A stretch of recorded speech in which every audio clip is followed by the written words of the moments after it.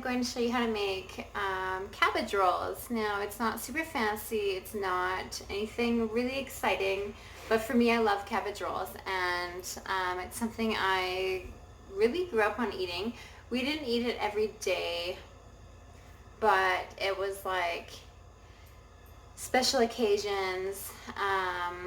If we were having turkey and ham, we also had cabbage rolls. So that was just our thing, and it's probably, I don't know, I was going to say where we came from, but I know on my father's side for sure, like, they're straight up Ukrainian. Like, how close the connection is, like, my father's grandfather. So my great-grandfather was born in Bukovina, Ukraine.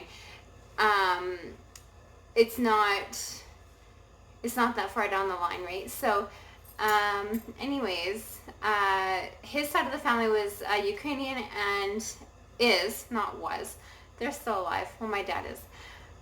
Anyway, so Ukrainian, and my grandmother's side, like, so my dad's mom, bless her heart, she's a beautiful woman who's not with us anymore, but this is what this is inspiring me, making these cabbage rolls with the bacon instead of ground beef. I don't know, it's probably my favorite way to eat it. Actually, I like a combo of the ground beef and the bacon. One day I don't have ground beef right now, so that's weird, but I don't. I know it's like so cheap and it's so, but I don't know. I don't go to the stores, I don't go out. Here we are, and I have bacon, and the recipe calls for 7 ingredients, bacon included. And salt and pepper doesn't count. That's just a like shoo-in. I counted garlic, which I don't think I should, because I think that garlic should be a shoo-in, and that's just my thing. But anyways, so okay, back to my family. So my dad's side is Ukrainian, paternal and maternal is English, like quite strong on both those sides. And then on my mother's side, I have a beautiful head of cabbage, and the first thing we need to do is take out the core. I'll show you how to do that, and then we'll get it in the simmering water and then take off leaf by leaf. Like, it's kind of therapeutic in a way, I think.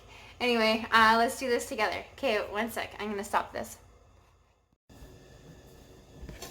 So I have this really pretty head of cabbage. It's actually, like, when I checked it out, it's really nice. It's tight.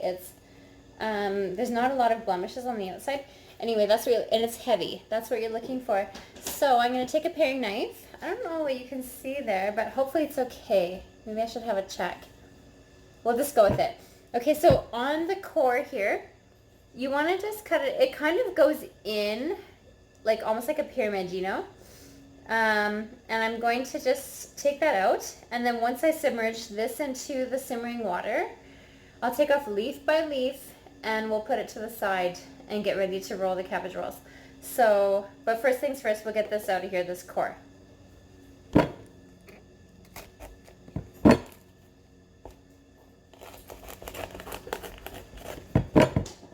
don't know if you can see that. Okay, so I kind of just go around and I angle I have a little paring knife. This, I feel gruesome. Oh, wait, my step here. Okay, there we go. One sec.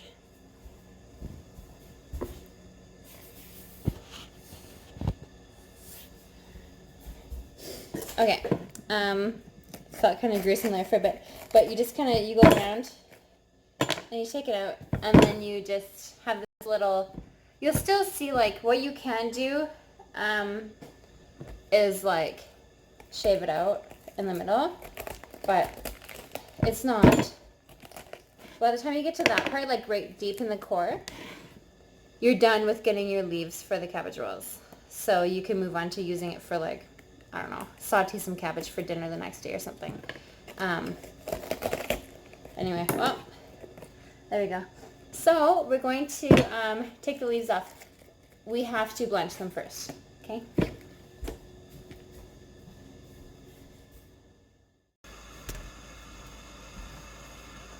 Alright, so we're going to take our cabbage and just, the whole thing, just put it in the pot. Careful. I'll show you. like that. And you're just gonna, you want to use tongs here, but you're just gonna roll it around. You can already see it's blanching the outside of the head of cabbage. And it'll come off. When it's ready, it comes off. Okay? So let me get my tongs and I'll show you.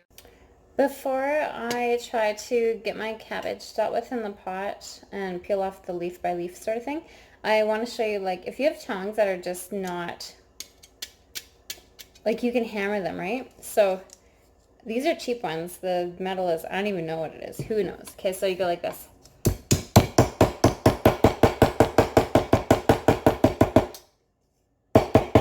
This side's okay.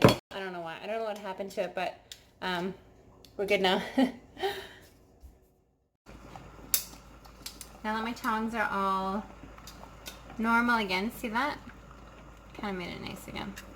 They meet when they touch like that. Anyways, you want to go into your pot, and like when you have your whole head of cabbage in there, I don't know, like this is just what I did with my family when we were growing up. I've heard of people doing, like, you put the whole head of cabbage in the freezer. This I find is the best method, and that's just my own preference. I'm sure it's a preference thing, so I'm not trying to offend people that have been doing it for hundreds of years, but this is my preference, and it's nice. Like, look at that color. I find when you freeze things now, again, not trying to offend, but when you freeze a whole head of cabbage, or freeze anything at that matter, it becomes waterlogged, and that's just a fact. So it works, but this is more time consuming. Absolutely it is. I will fast forward this though, because how annoying watching me take off leaf by leaf of the cabbage. We're not going to do that together today, okay? So I'm going to take off leaf by leaf, and then we'll come back.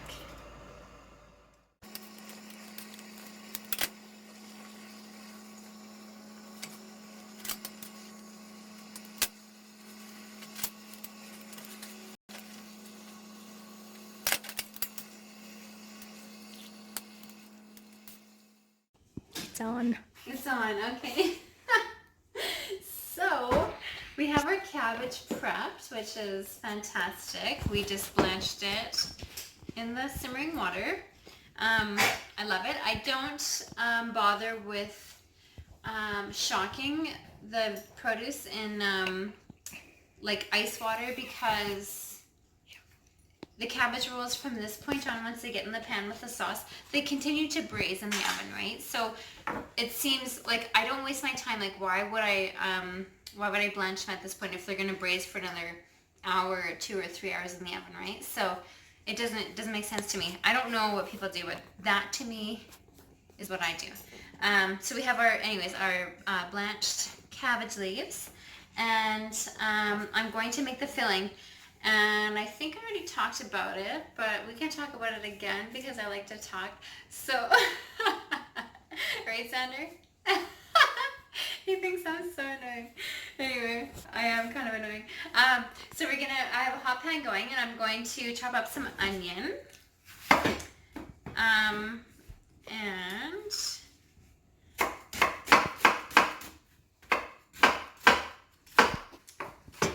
we'll just get in the pan with some bacon. And then I have another trick here that I like to talk about with the bacon. You take your bacon and put it in the freezer for like 20 minutes before you want to chop it up. And it's really a lot easier to cut then. So let me just grab my bacon. Oh.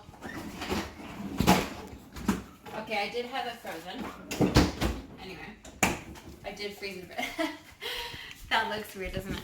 But I froze it a bit beforehand, and it's quite solid actually. Like, it's in between like the temperatures of frozen and refrigerated, because that naturally solidifies, and solidifies more the colder it gets, right?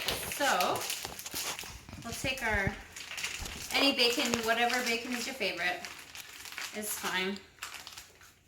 This lazy maple. I don't even know what that means, lazy maple. That's what the package says. So we're gonna make some, you call it lardon. So do you want to come check this out and see? Look how easy though it is to slice, right? Nothing's sticking. And once the bacon hits the medium hot heat, it will come apart.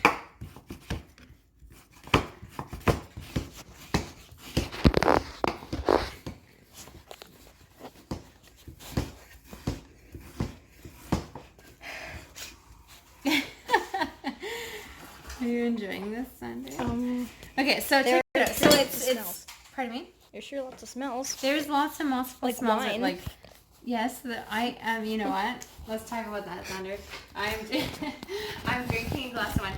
I really enjoy cooking while having a glass of wine. So yes, there's a smell of wine right there, in my little wine glass. And we have our onions diced, like small dice, medium dice, and then our bacon. But look how easy that was, right? That's a great trick to par freeze your bacon before chopping for sauteing. Do you want to follow me over here? I don't know if you can. Let's go. So I have a little bit of, I'm going to do this on like medium high heat. I have a bit of butter in the pan, like maybe 2 tablespoons.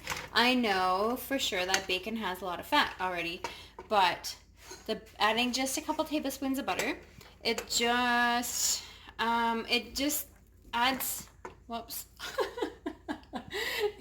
Get back here.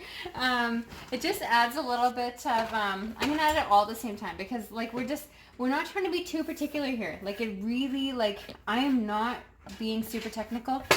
Things taste amazing always anyway. Now, back to here. So the couple tablespoons of butter and the bacon. This is going to heat up and it's going to just go.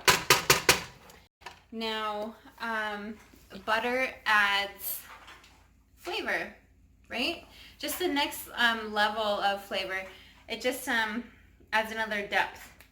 And bacon is amazing. And like, you're not going to eat bacon and butter and whatever every single day and a lot of it, right? But eat whatever you want because life is too short, right? So I like to do bacon and butter, whatever, like, does that, you should, what do you call that word? Yeah, Xander. I just threw an onion over there to the... Oh, you threw onion. Punish me, right? Like, punish me. I eat butter and bacon, but you should too. Okay? So, we are going to let that go for a bit, and then I'm going to add some garlic, which we can chop up right now. And I've talked about this before. They're kind of like, they're looking homely, right? That's what I refer to them as. But they're okay. Like, so they've been sitting on my shelf. I bought a big bulk thing of garlic. Like, you know those big nets of garlic? Like, they probably have, I don't even know, 20 heads of garlic. And I eat garlic a lot, but apparently I can't go, I have about 3 heads left and I can't go through them all without them dehydrating a bit on me. So, I've talked about this before in a video, and it is not a big deal. Like, they're not moldy, they're not black, they're just kind of like, they're just dehydrating. And we all know, like, about preservation in food, that dehydrating food it's not a bad thing.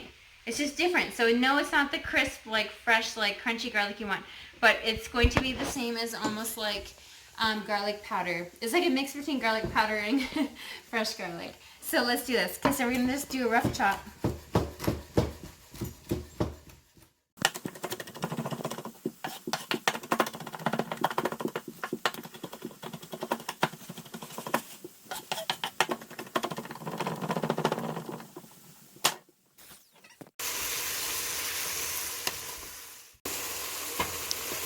So I chose to do my bacon and onions in a nonstick sauce pot. You'll see why later.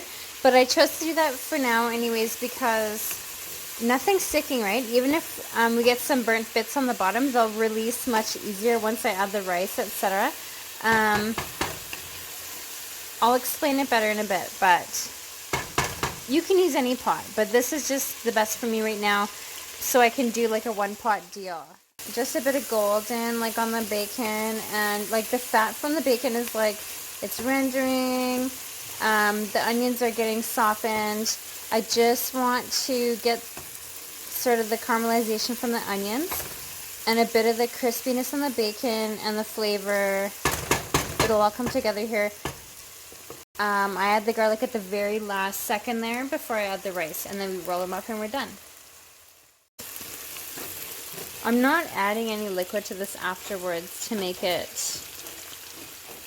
deglaze, you know, like I'm not adding any wine or red wine or whatever, which that's not a bad idea, I wonder.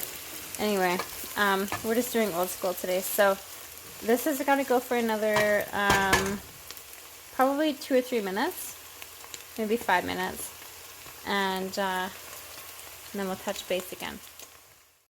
Touch base again.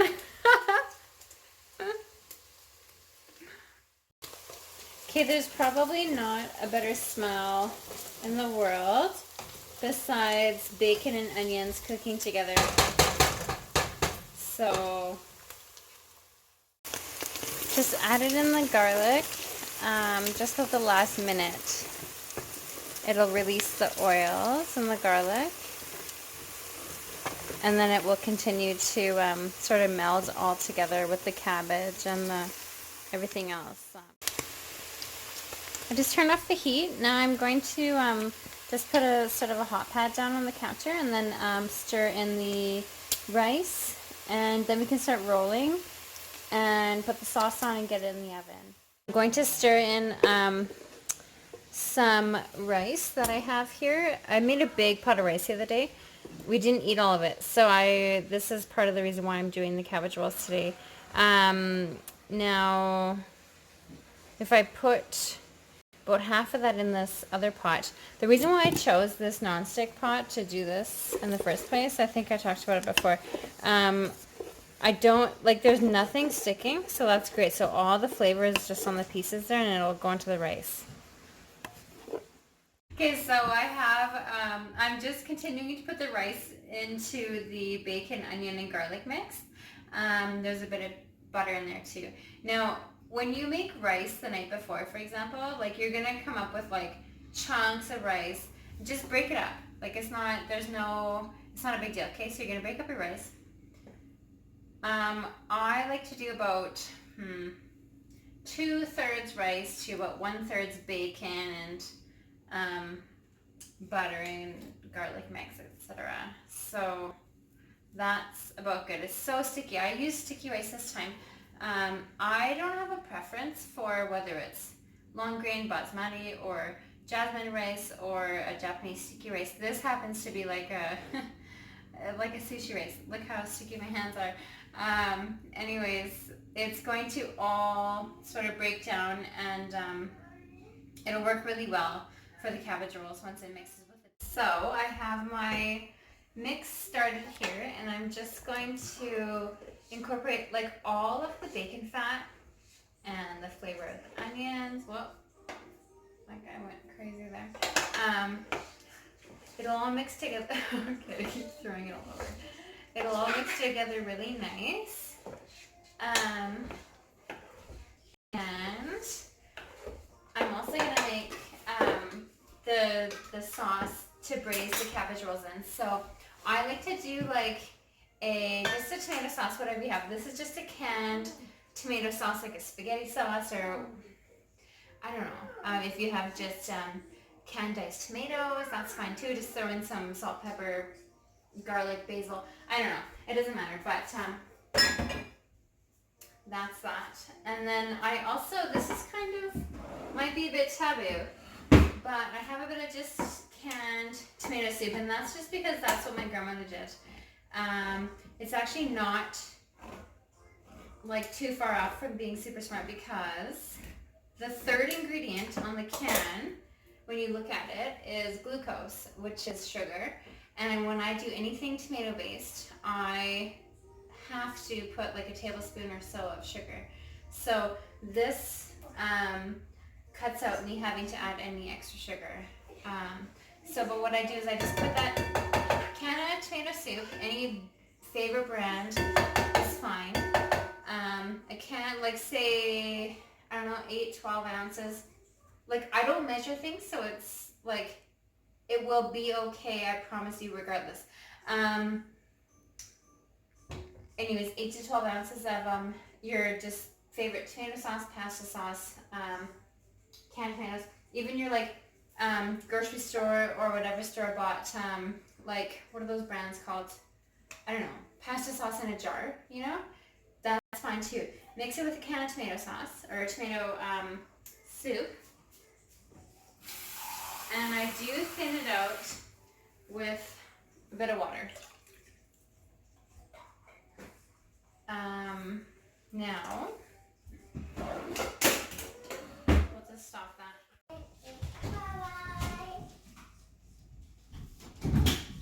Time to launch some eggs at Santa. Let's go. 5 seconds. Okay, so I have a cabbage leaf laying on my cutting board. I'm going to do this one by one. And yeah, it's a bit of work, but it's like fun. It's like rolling little mini tortillas.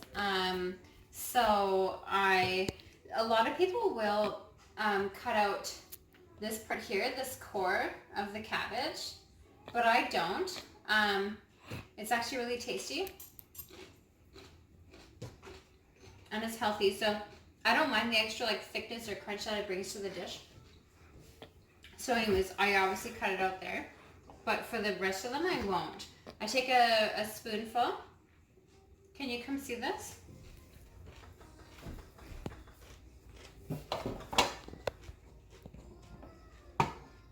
Okay.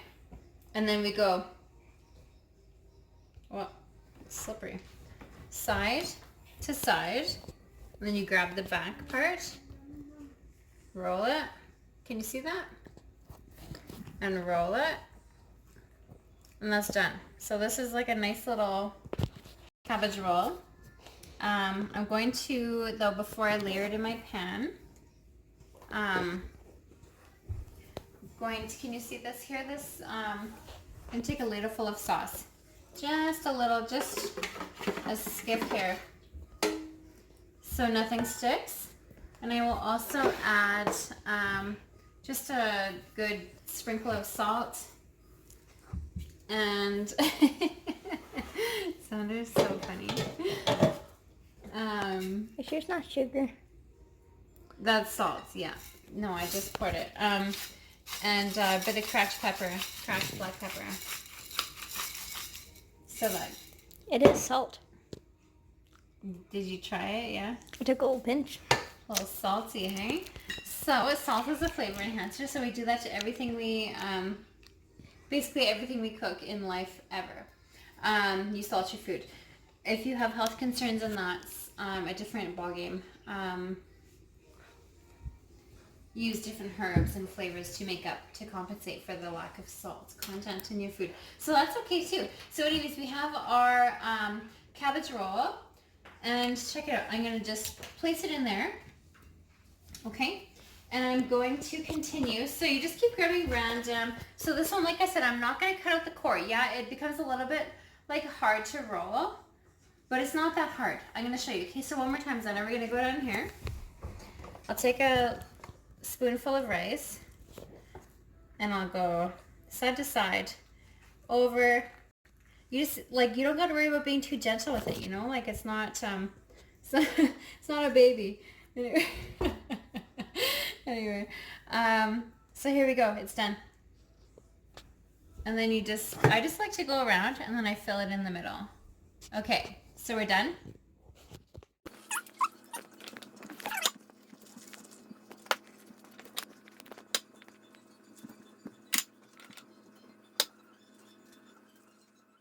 We have the remainder of the cabbage, Now when you get to the middle, it's kind of like, I don't know, I love cabbage, especially cooked. Now, so you get to this part, what are you going to do with it, right? Like my brother and I, we always used to eat it when my family would make it. There's just always leftovers, and so I have this like nostalgic feeling of eating like parboiled cabbage, which sounds weird, but okay. So I have everything all ready to go in the oven. Now I just want to add a little bit of the cabbage water that I parboiled the whole head of cabbage in. Just a couple little small. Knife down. Knife down. That's okay. Could have gone worse. It could have, yeah, it could have been really bad. Oh no. Anyway, it's okay. So we're going to do this. And now again, I'm going to just wash my hands. Or just give them a quick rinse. There's our puppies. Oh, camo. We're going to take just a sprinkle of salt. Just season your layers as you go, right? And then a bit of cracked pepper. I really think this pepper grinder sucks, so whatever. Like it takes a lot of grinding to get my satisfaction of the pat that I want in the pepper.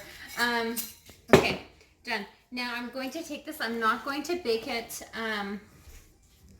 covered at this point. I'm going to put it in at like 400 for an hour.